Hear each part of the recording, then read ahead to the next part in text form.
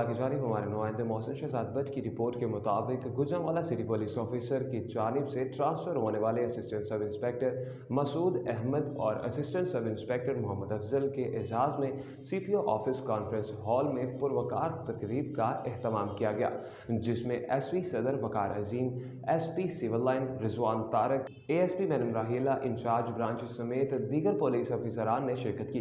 तकरीब में पुलिस अफसरान की जानिब से तब्दील होने वाले असिस्टेंट सब इंस्पेक्टर्स को खराज तहसीन पेश किया गया।